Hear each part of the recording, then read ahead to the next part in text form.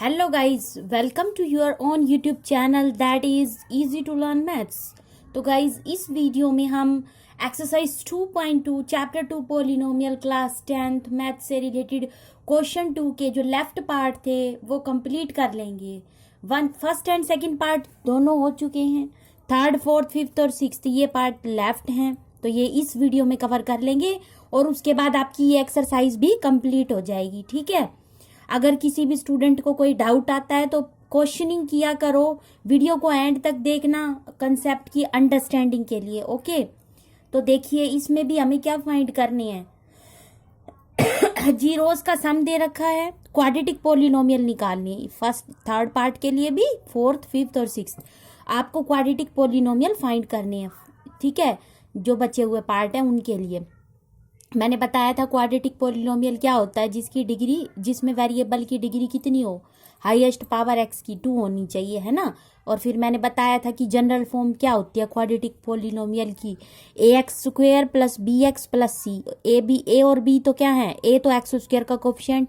ठीक है, देखो मैं थर्ड पार्ट कराती हूँ आपको। इसमें आपको ये सम ऑफ जीरोस दे रखा है, जीरो रिस्पेक्टिवली का मतलब होता है बारी बारी से सम ऑफ जीरोस तो जीरो ही मानी जाएगी, और प्रोडक्ट ऑफ जीरोस ये √5। ऐसा नहीं है कि तुम सम ऑफ जीरोस को √5 मान लो और प्रोडक्ट ऑफ जीरोस को जीरो। रिस्पेक्टिवली इसलिए लिखा जाता है ताकि सीक्वेंस में सम ऑफ जीरोस जो पहले आ रहा है वो होगा और प्रोडक्ट ऑफ जीरोस बाद में आ रहा है वो होगा। ठीक है, तो हमें जीरो दे रखा है और √5। ये क्या दे रखा है बच्चों, सम ऑफ जीरोस तो है हमारे पास क्या जीरो, और प्रोडक्ट ऑफ जीरोस क्या गिवन है, प्रोडक्ट ऑफ जीरोस क्या दे रखा है हमें √5। तो क्वाड्रेटिक पोलिनोमियल होती क्या है, क्वाड्रेटिक पोलिनोमियल जनरल फॉर्म में लिखेंगे आप इसको।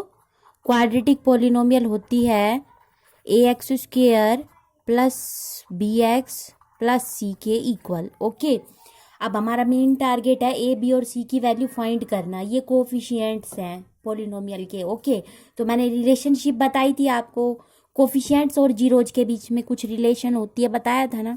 क्या रिलेशन होती है कि सम ऑफ जीरोज किसके इक्वल होता है बच्चों, minus of coefficient of x. यहाँ पर एक्स का कोफिशिएंट मैं डायरेक्ट लिख दूं, क्या है एक्स का कोफिशिएंट यहाँ पे बी है तो उसका माइनस अपॉन में कोफिशिएंट ऑफ एक्स स्क्वायर का कोफिशिएंट क्या है यहाँ पर ए है। ठीक है, जीरोज का सम किसके इक्वल दे रखा है, जीरो के इक्वल दे रखा है।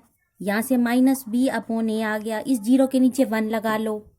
जीरो के नीचे जीरो नहीं लगा सकते, ओके, क्योंकि जीरो के नीचे जीरो लगा ली तो 0/0 फॉर्म बन जाएगी, वो अनडिफाइंड होती है, डिफाइन ही नहीं होती, उसकी कोई परिभाषा ही नहीं है, अनडिफाइंड होती है। ठीक है, जीरो के नीचे 1 लगा लो, तो बी की वैल्यू कितनी है यहाँ पर 0, माइनस बी अगर 0 के बराबर है तो बी भी 0 के बराबर ही होगा। ओके, ए की वैल्यू कितनी है यहाँ पर 1 है। अब प्रोडक्ट ऑफ जीरोज किसके इक्वल होता है, रिलेशनशिप वाले फॉर्मूले से बताओ। कांस्टेंट टर्म, कांस्टेंट क्या है यहाँ पर c, divided by coefficient of x square का कोफिशिएंट क्या है यहाँ पर ए।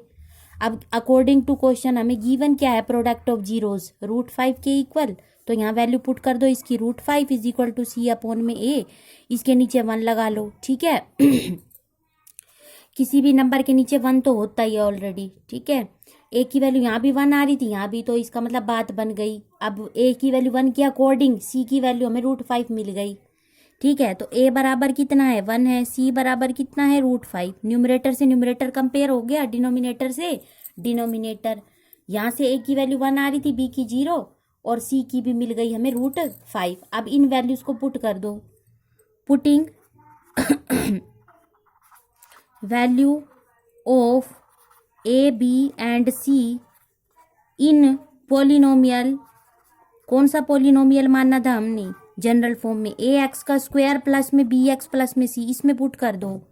ए के प्लेस पर क्या लगाओगे 1 एक्स स्क्वायर ही होता है, प्लस बी एक्स, बी की वैल्यू कितनी है 0x, 0 × x प्लस सी की वैल्यू कितनी है √5 है।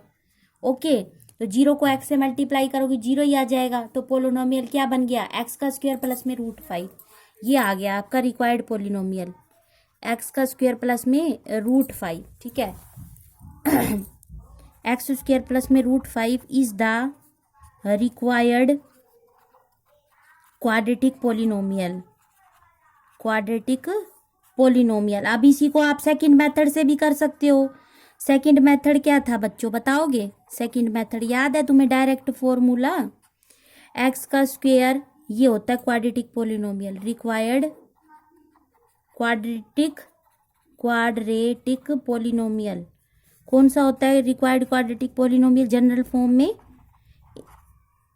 ये वाला होता है। फॉर्मूले से निकाल लो तो एक्स का square minus sum of zeros, जो भी जीरोज का सम दे रखा है वो, उसकी मल्टीप्लाई एक्स से, प्लस प्रोडक्ट ऑफ जीरोज। बस वैल्यू पुट कर दो, आंसर आ जाएगा प्रोडक्ट ऑफ जीरोज।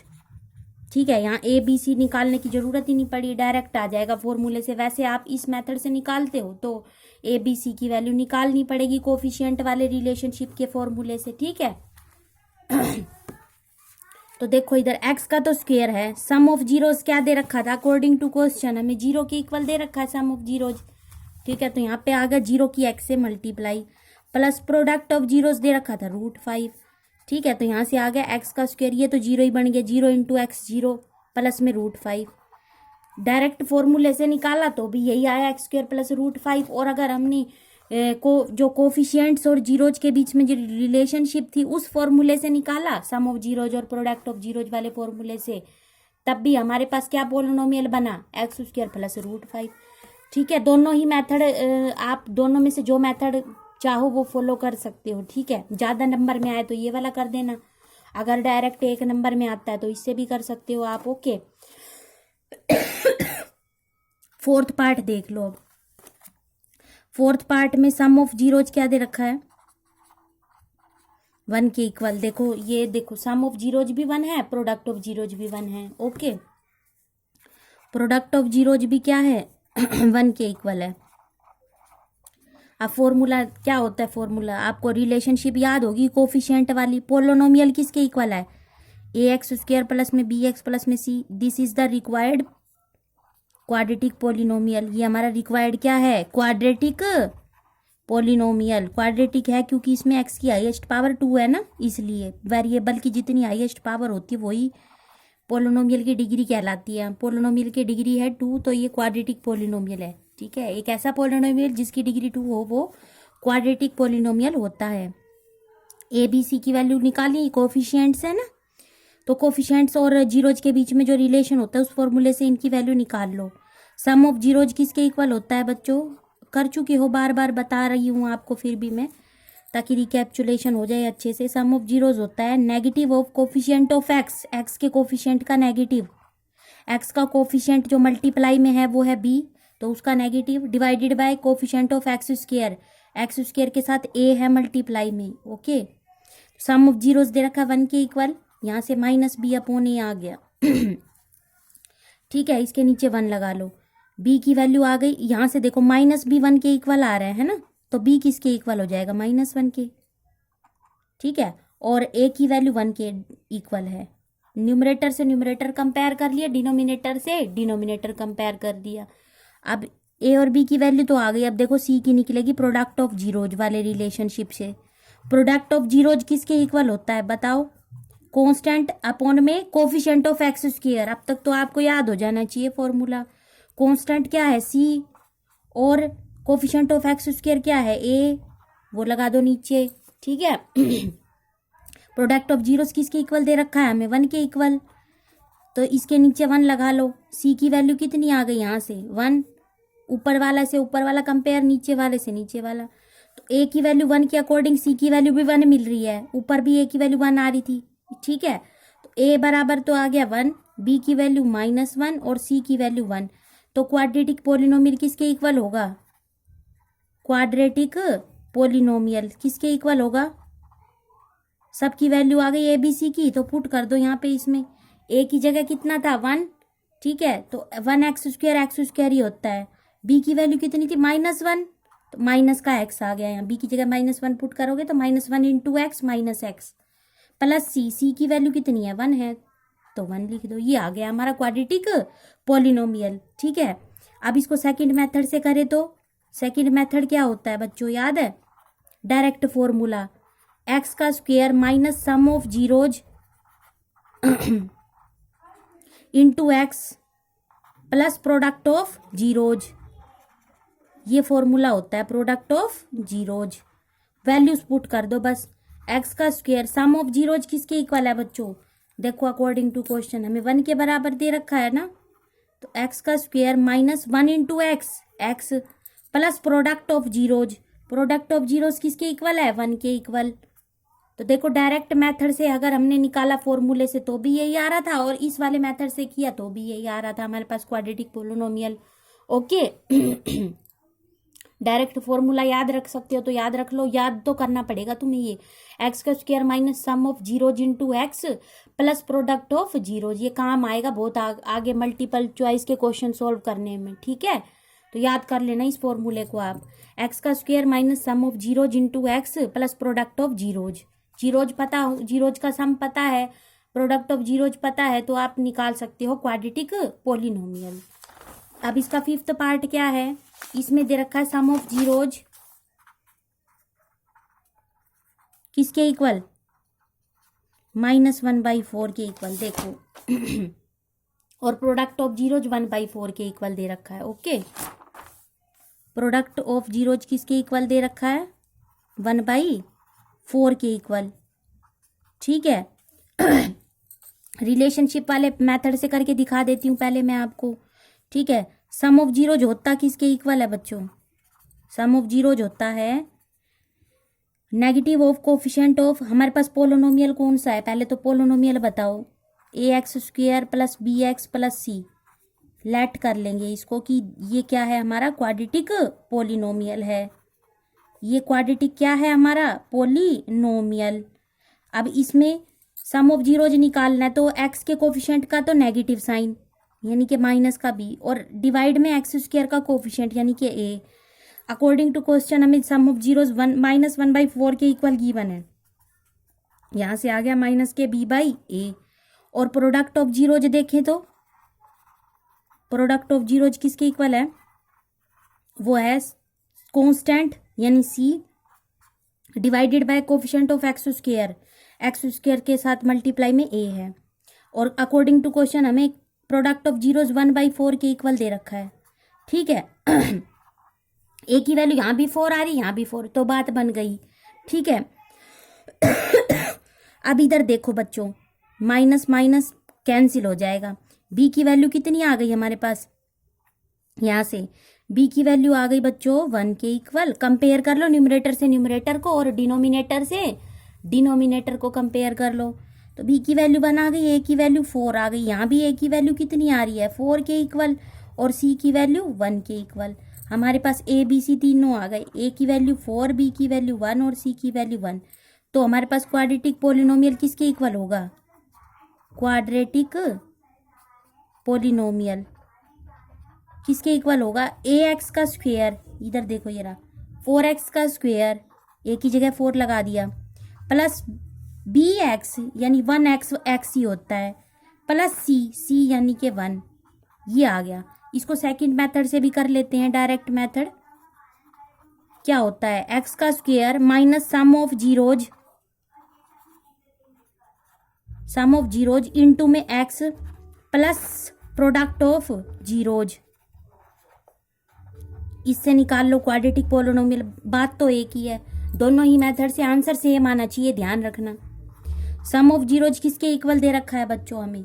माइनस के 1/4 के इक्वल है ना, तो ये माइनस एक पहले से ही बाहर है, और एक माइनस का 1/4 यहाँ से आ गया into x, plus product of zeros 1/4 के इक्वल है। ओके एक्स का square minus minus plus 1/4x plus, अब इसमें एलसीएम लेनी पड़ेगी हमें, ठीक है। तो इसको सिंप्लीफाई करना है तो लिखोगे quadratic polynomial equation, quadratic polynomial equation बनाओ। इससे क्या बनेगी? क्वाड्रेटिक पोलिनोमियल इक्वेशन बताया था इक्वेशन कैसे बनती है, इसको 0 के बराबर पुट करके, है ना। 0 के बराबर पुट कर दो, इसको कर दिया। अब एलसीएम ले लो, 4 एलसीएम आएगा, यहाँ से तो आएगा 4x का स्क्वायर, ओके। और यहाँ पे 4 को 4 से डिवाइड किया, 1 की 1 से मल्टीप्लाई 1 ही आएगा, 1x x होता है, 1x का मतलब x ही तो होता है। 4 की 4 से डिवाइड करो तो 1 की 1 से मल्टीप्लाई तो 1, एलसीएम तो आता होगा ना लेना। नीचे वाले से तो एलसीएम को डिवाइड करते हैं, जो आंसर आता है उसको ऊपर वाले नंबर से मल्टीप्लाई। अब इस 4 को यहाँ ले जाओ, मल्टीप्लाई करोगे 4 को 0 से तो 0 ही बन जाएगा। तो क्या बचा हमारे पास, 4x का square plus x plus 1 equal to 0। 0 into 4 0 ही हो जाएगा। ठीक है, हमें इक्वेशन नहीं लिखनी, हमें पोलिनोमियल लिखना है। ओके, तो क्या लिखोगे, रिक्वायर्ड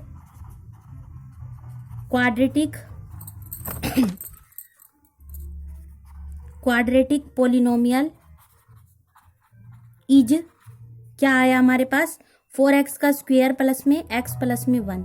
दोनों ही मेथड आपके इजी हैं, किसी भी मेथड से कर सकते हो आप। अब इसका लास्ट पार्ट बच गया, 6th पार्ट, वो देख लो। 6th पार्ट में क्या है, सम ऑफ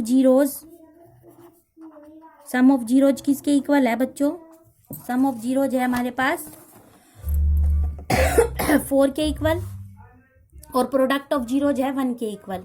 ठीक है, सम ऑफ जीरोज है 4 और प्रोडक्ट ऑफ जीरोज कितना है 1। ओके, तो देखो अब पहले तो हम क्या करेंगे, जो कोफिशिएंट्स और जीरोज के बीच में रिलेशनशिप है उस फॉर्मूले से फाइंड कर लेते हैं। ये प्रोडक्ट ऑफ जीरोज है 1। ठीक है, तो अब रिलेशनशिप वाला फॉर्मूला क्या था, याद है, सम ऑफ जीरोज, लेट लिख लेना, लेट क्वाड्रेटिक पोलिनोमियल बी, हमारे पास मान लेते हैं जो क्वाड्रेटिक पोलिनोमियल है वो कौन सा है, जनरल फॉर्म में ax का स्क्वायर प्लस bx और प्लस c। ठीक है, तो सम ऑफ जीरोज किसके इक्वल होता है, negative of coefficient of x यानी कि माइनस के b divided by coefficient of x square यानी कि a। सम ऑफ जीरोज है किसके बराबर, 4 के, यहाँ से माइनस b बाई a है। ठीक है, इसके नीचे 1 लगा लो। अभी देखो यहाँ पर a की वैल्यू 1 आ रही है, और दूसरे वाले फॉर्मूले से जब हम प्रोडक्ट ऑफ जीरोज निकालते हैं, रिलेशनशिप वाले से प्रोडक्ट ऑफ जीरोज किसके इक्वल होता है, कांस्टेंट। कांस्टेंट क्या है यहाँ पर, कांस्टेंट है c। कांस्टेंट का काम कौन कर रहा है बच्चों, c, divided by coefficient of x square यानी कि a। सम ऑफ जीरोज निकाल ली, प्रोडक्ट ऑफ जीरोज भी निकाल ली, प्रोडक्ट ऑफ जीरोज 1 के बराबर है। ठीक है, तो यहाँ से c बाई a, इसकी वैल्यू 1 पुट कर दी, प्रोडक्ट ऑफ जीरोज की हमें गिवन थी ना अकॉर्डिंग टू क्वेश्चन, इसके नीचे 1 भी लगा लो। अब इधर देखो, यहाँ भी a की वैल्यू 1 है, नीचे यहाँ भी a की वैल्यू 1 है, तो बात बन गई। इसका मतलब b माइनस b हमारा 4 के इक्वल है, प्लस 4, तो b की वैल्यू कितनी आ जाएगी, माइनस का साइन उधर शिफ्ट कर दो तो b की वैल्यू आ गई माइनस के 4। और इधर से देखो बच्चों, a की वैल्यू कितनी है, यहाँ से 1 है ना, यहाँ से c की वैल्यू है 1 और a की वैल्यू भी 1 है, तो a की वैल्यू तो 1 होगी और b की वैल्यू -4 और c की वैल्यू 1 हो गई। ओके, a कितना आ गया हमारे पास 1, b कितना आ गया -4 और c कितना आ गया 1। तो क्वाड्रेटिक पोलिनोमियल किसके इक्वल है, वो है बच्चों हमारा ax square plus bx plus c। a की जगह 1, 1x का स्क्वायर x स्क्वायर ही होता है, bx b की जगह -4x प्लस c की जगह 1। ये आ गया हमारा क्वाड्रेटिक पोलिनोमियल। ठीक है, अब हम इसको सेकंड मेथड से करके दिखाएंगे, डायरेक्ट मेथड से। ठीक है, सेकंड मेथड क्या होता है, याद है ना, डायरेक्ट कैसे निकालते हो, required quadratic polynomial is required, जो मेथड आपको इजी लगे, मैं दोनों करके दिखा रही हूं ताकि अच्छे से प्रैक्टिस हो जाए। Required quadratic polynomial is x का square minus sum of zeros into में x plus product of zeros, ये फार्मूला होता है डायरेक्ट। ठीक है, तो बच्चों देखो, सम ऑफ जीरोज किसके इक्वल है, x का तो स्क्वायर है, माइनस सम ऑफ जीरोज किसके इक्वल है, देखो ये रहा 4 के इक्वल। ठीक है, plus product of zeros, product of zeros किसके इक्वल है, 1 के इक्वल। चेक करो क्या हमारा इस डायरेक्ट मेथड से और जो रिलेशनशिप वाला फॉर्मूला था उस मेथड से हमारा पोलिनोमियल सेम आ रहा है। Yes, x square minus 4x plus 1, दोनों ही मेथड सही हैं।